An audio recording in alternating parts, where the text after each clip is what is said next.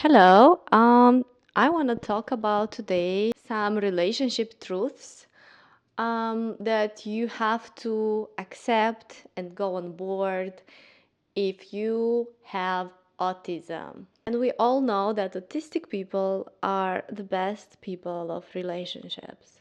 First of all, we don't have competition and we just give it all. We just have pure intentions.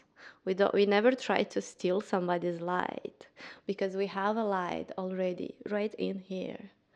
Anyways, I thought I have to share this because there is so many people like moi who've been like struggling, and there is so much toxicity in the psychological field that makes you think you're wrong, but actually those teachings are wrong for us because those teachings are coming from colonial mindset.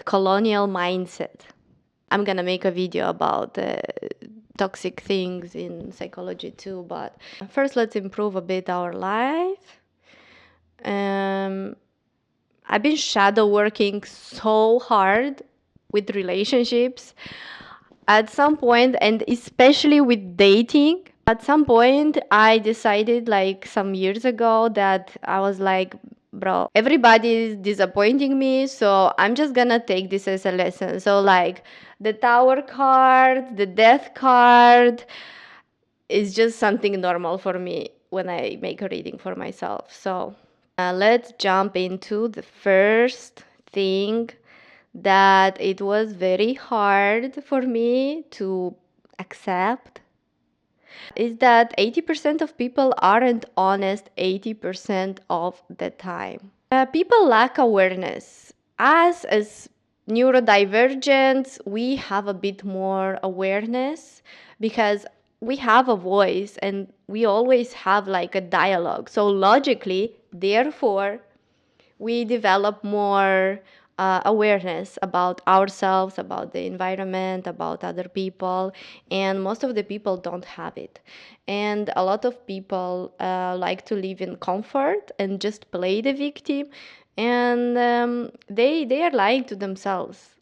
Like, if if you know you're neurodivergent and you have like a thought about somebody or an intuitive thought or like you just know something, just trust it.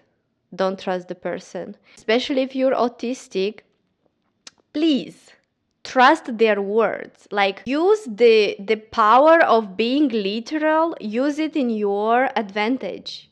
And when they say that, oh, you remind me of this person, ask about that person, and if it's a negative experience, kindly distance yourself. Here is a bit weird. The next one is when people say friends, they don't really mean friends. Again, yeah, a lot of people are just acquaintances. I was looking for a word that I can find for people that usually neurotypicals are calling friends, because like for me acquaintance is like somebody like a coworker, for example, um, somebody who is a bit closer, you share some things in common. Here, bro.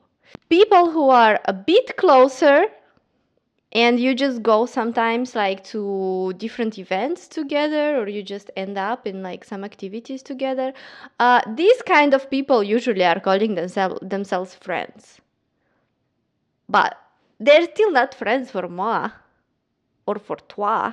You have to have a rule for yourself to not develop feelings. That brings me to the next one: dial down 50% of the effort in any relationship, because people will take your kindness and like pure intentions as being like stupid. A lot of shadow work again. A lot of like, you go through a lot of like humiliation and shame when you realize like how stupid those people thought you are, when you actually just have like a childlike admiration for people, because when you think good things about yourself, you also think good things about others. But most of people hate themselves. And if you are going to be 100% in your relationships, and again, all kind of relationships, you're gonna absorb that self-hate, and you're just gonna like spiral. Like you'll never have a chance um, to cleanse yourself.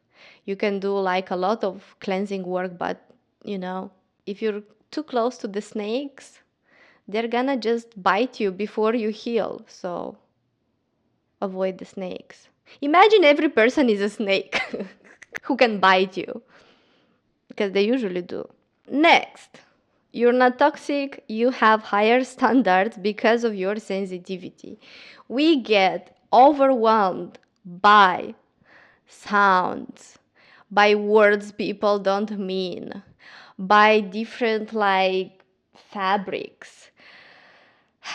You will think that you have high standards, what people think are high standards, but it's actually your boundaries and your care for yourself, because you feel good in that kind of environment.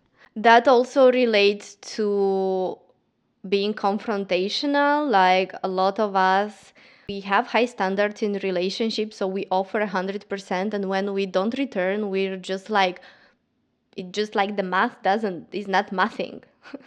So we start to ask questions like, hey, why? ¿Por qué? And that is when they tell you that you're toxic, when you just want an answer. So again, dial down, focus on yourself. You're not toxic, you are sensitive. Jesus. Next, being alone is your need, not defect. Again, about the psychology and all of this, like isolation. Yeah, so what? We don't really, as people, we don't really envy or compete. Being around people, really, we really absorb all this like negativity. So you have to be alone. And if you struggle being alone, you just have to do shadow work. You can invite me to do shadow work. We can do shadow work together. You can book me on my website, freespiritshealing.com, because we are free spirits. You just have to work a bit on yourself, because the world is kind of crushing us.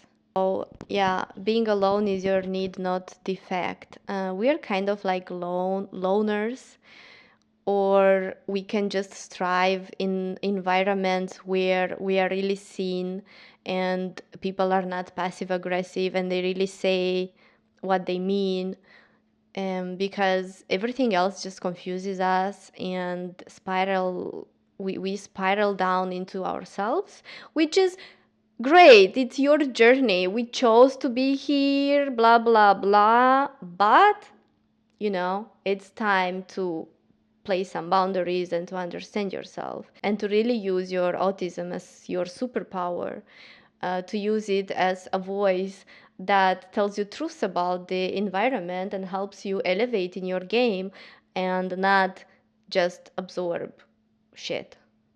If this sounds interesting, I have even more of this, and I have also things to say, a lot of things to say about dating as an autistic person, um, especially if you're like autist, like level 1,